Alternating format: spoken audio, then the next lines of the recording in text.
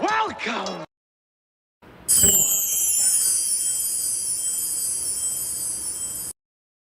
Welcome to the Omniverse of Nick and the Penultimate to What If Clara Survived. Before we get into it, be sure to check out the Omniverse's homepage, where our channel mascot Omni will direct you to the Discord, all the Google Docs, as well as everything else the Omniverse has to offer, along with smashing the like button, subscribing to the Omniverse of Nick, sharing the Omniverse around, and turning on all Omniversal notifications, and commenting future requests and expectations in the comments section. With all that said, let's begin. We open up where we ended off last time, with Rick finally ready to fight back against the Saviors, way more so than in canon. But Gregory, he doesn't really, it's him, so of course he's not going to want to do it. But Hilltop votes against him, so he gets no kind of say. Why would he? Then we get Rick and everybody else meeting Ezekiel, and Daryl staying there for his better protection and getting Crossbow back. Then we get Rick and group meeting the Scavengers, and Rick trying to negotiate with them to help fight against the Saviors, but they want more guns, and that whole thing goes the same. And Gabriel getting kidnapped by them, and so on. And then we figure out that Richard's trying to plan to fight against the Saviors a different way by using Carol, which leads to Daryl fighting him and him going against the plan and warning Carol.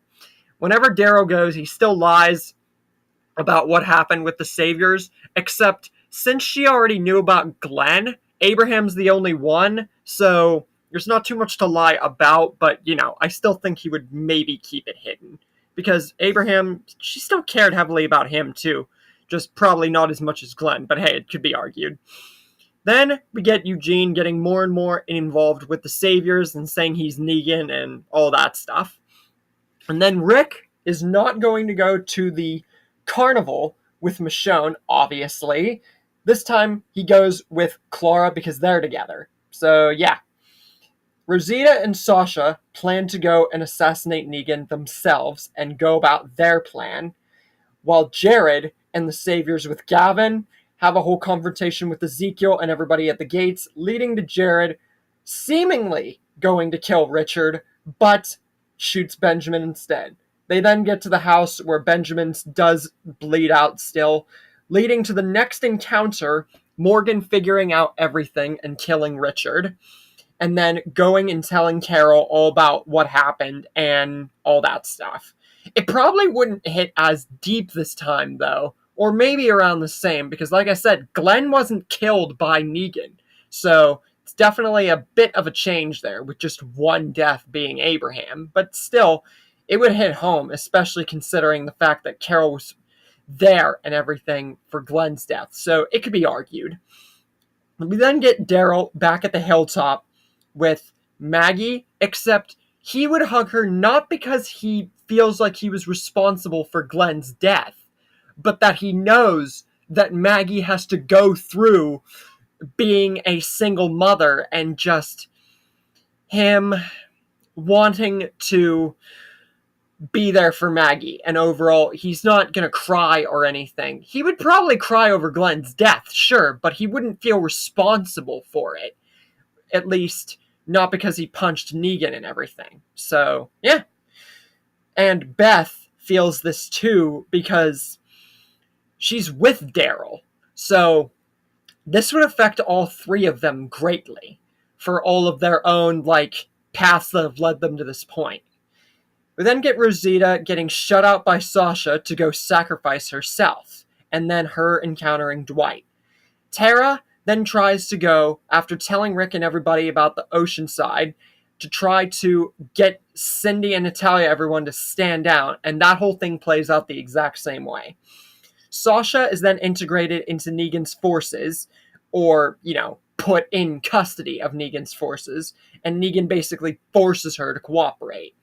Dwight is then at Alexandria and says he wants to help them, and goes and tries to divert a plan to get the Saviors to, get diverted long enough for them to have a plan here. But it fails, and Negan and everybody show up at Alexandria. And Negan says he wants a personal fit choosing for Lucille. He wants Daryl back. He wants all the guns and all the stuff they've managed to conjure up. He wants a pool table, all the pool cues. or Sasha dies, and then everybody else. And then Sasha gets let out, turns out to be a walker, because Tyrese might have died later in the story here, but he still died. So Sasha would have no reason to not do this in this timeline. So unfortunately, Sasha still sacrifices herself. And the Savior takes the bite from Sasha's walker in place of Negan like canon. Olivia is killed in the crossfire of the war, so yeah, Olivia was gonna die eventually. There's no need to keep her alive like most of my other stories, because she barely does crap anyway, so yeah. Then Rick and Carl and everybody get put on their knees once again, but Shiva comes in for the save when Negan's about to kill Carl, and Maggie and the Hilltop and everybody else come in for the save, along with the Kingdom and everybody. Jesse is there because of Clara and Maggie, so she ends up fighting the Saviors too, but almost gets completely pinned down. And then the fight eventually leads to one of the scavengers, the one who attacked Michonne in canon, almost killing her. But Clara manages to help and kill her. And if there was an instance where Clara being pregnant or Jesse and Clara not being enough would somehow get the one scavenger and the Saviors to get a hold of them or something, Michonne is there and she would assist them. So overall, no one gets bloodily injured like Michonne did in canon. Then the ending scene with Ezekiel, Maggie, and Rick would take place, entering season 8. Then we get to the Sanctuary, where Gregory is shown to be making a deal with the Saviors, and Rick starts the all-out war of season 8, where Gabriel is left behind by Gregory, and both him and Negan have to use a gut technique after talking with themselves for quite a minute to get out. Then we get Morgan, Jesus, Tara, and everybody at one of the outposts having their disagreements about keeping the Saviors alive, and that whole thing going the same. And Eric getting fatally shot at another outpost, leading to Aaron having to leave him behind. Rick killing Gracie's father, and meeting Morales. And so their meeting would almost go exactly the same as in canon. Although, this time, Morales is even harder to try to talk to Rick about, because Glenn wasn't killed by Negan. So yes, Rick would be able to tell Morales that Glenn died, but without Negan, the very one who put Morales into this freaking new Morales Negan type figure, it's just very much harder to convince him. But Rick tries to appeal to his humanity and who he was before. It's just not working. Not in this timeline. Many others it's worked, many others it's the same. Here it's just harder, but more or less the same.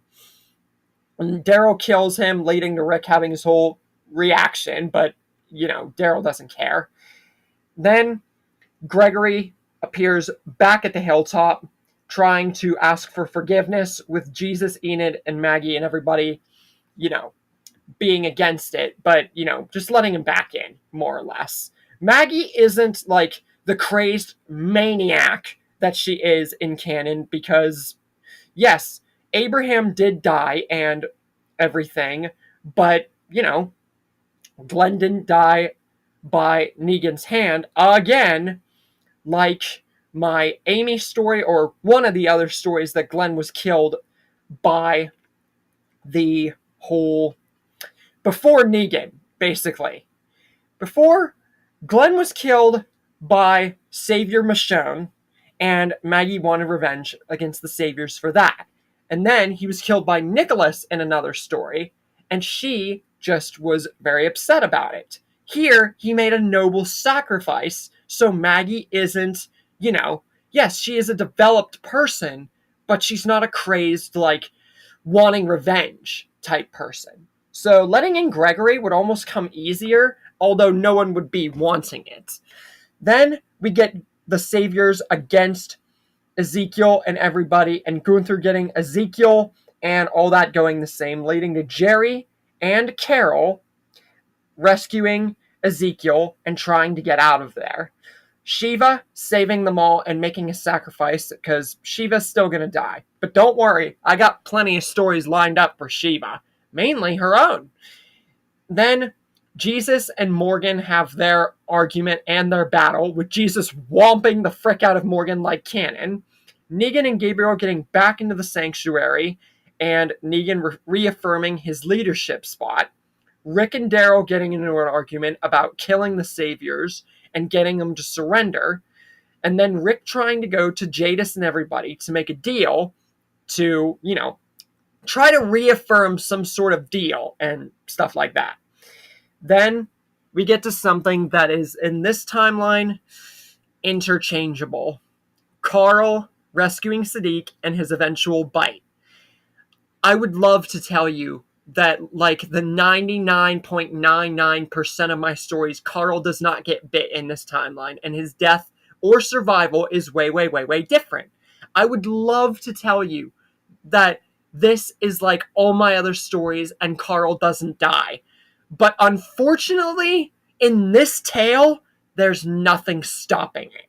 Yes, I could have Michonne being there to help Carl. Yes, I could have Clara there to help Carl.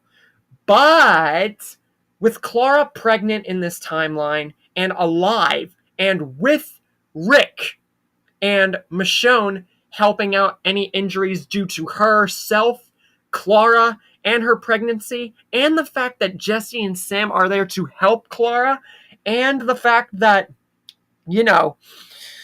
it could more or less just cause more casualties if they were to go out. Jesse and Sam are sent to Hilltop, and Michonne is stuck at Alexandria to make sure that Clara doesn't die and that her unborn child gets to live for Rick. So, unfortunately, Carl is left to rescue Sadiq by himself. It's not a Lori situation. It's not a Sadiq gets rescued without any kind of Walker interference at all. It's just not possible to escape this for Carl in this timeline. So, yeah. Meanwhile, Eugene sees that Gabriel is getting more sick and gets him into the bullet factory and starts, going against him and proving how bad Eugene's turning out.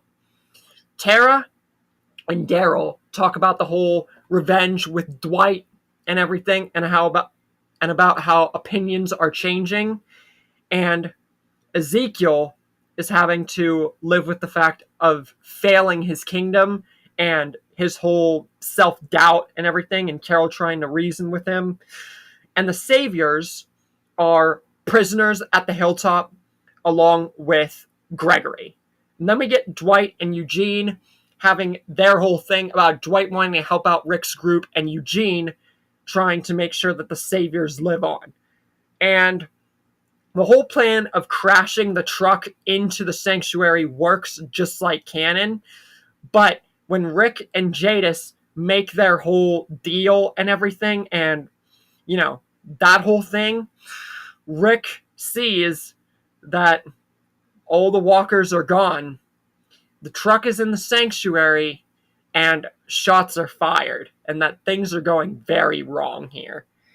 Aaron and Enid go to Oceanside to try to get them to fight alongside. Dr. Carson escapes with Gabriel, leading to no success in that department, and Carl and Negan have a speech outside the walls of Alexandria, with it leading to nothing good coming out of it. Leading to Carl and his bite being figured out, and Rick, Michonne, and Clara carrying him to bury him and let him do it let him, kill himself by himself. And for the first time since she was rescued by Rick all that time ago, besides being at his side when he was shot in the eye, for the first time in a long time, Clara cries like a deep, motherly. Yes, she considered at this time Carl to be a true son to her.